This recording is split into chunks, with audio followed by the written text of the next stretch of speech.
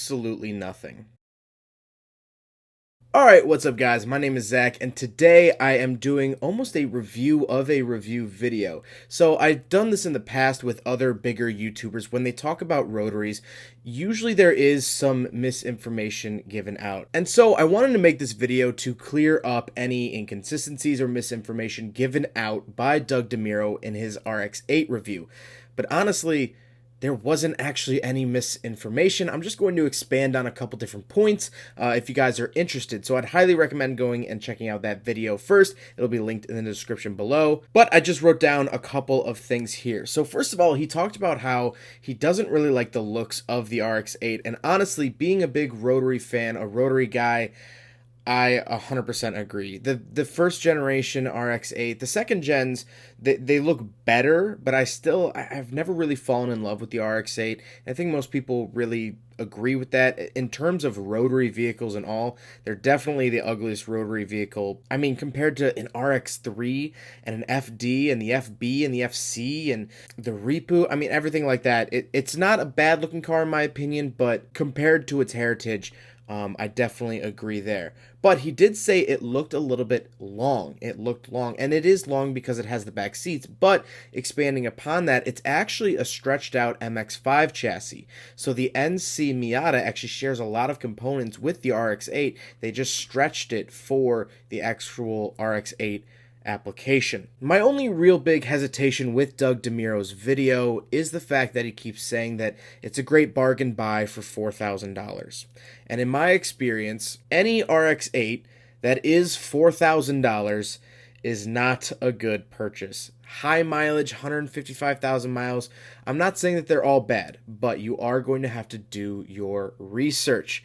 Most of those engines are probably going to have low compression because, as Doug pointed out in the video, people don't want to take care of rotaries. They don't want to keep topping off the oil. They don't want to pre-mix it, which is something that he failed to mention. A lot of owners pre-mix. I'm not sure if the owner of that specific RX-8 did, so I can't really blame him too much. But pre-mixing is the act of putting two-stroke oil in with your gas tank to help lubricate those apex seals. So if the OMP, oil metering pump, the factory pump that pumps the oil into the engine for those apex seals, if that pump fails, then you have your pre-mix, your two-stroke oil already mixed in with the gas, and you're good to go. You won't blow an apex seal.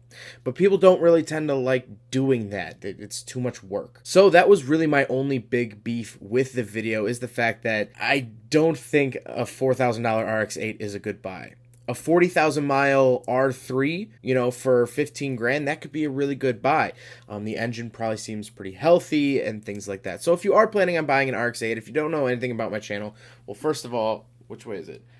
I love RX-7s. I've owned 3 RX-7s, 2 first gens and a second gen. I'm currently building my first gen right now with a 13B swap. If you're new to the channel, first of all, welcome. Do a lot of rotary stuff here and a lot of Mazda stuff. But I will give my short little spiel on how to buy a rotary. I made a full video about it. I'll link that in the description below. But basically, if you're going to buy an RX-8, go out, ask every single question you can think of about the engine. If it's been rebuilt or if the apex seals have been switched out, which usually is a full rebuild because they're in the center of the engine, you should do all the gaskets and stuff. If it was rebuilt, who was it rebuilt by? Is it a reputable shop? Like Rotary Performance down in Dallas, Texas, a great shop. Or was it rebuilt by a guy named Tim in his shed in his backyard?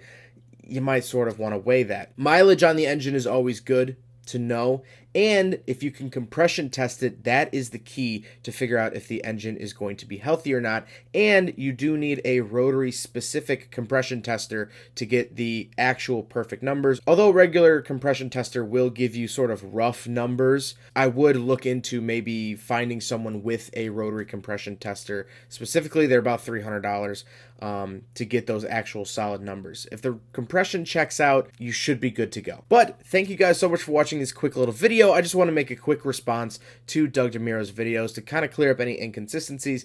And honestly, I want to make this because a lot of big YouTubers that aren't familiar with rotaries tend to overlook things or give wrong information because it's all crazy online.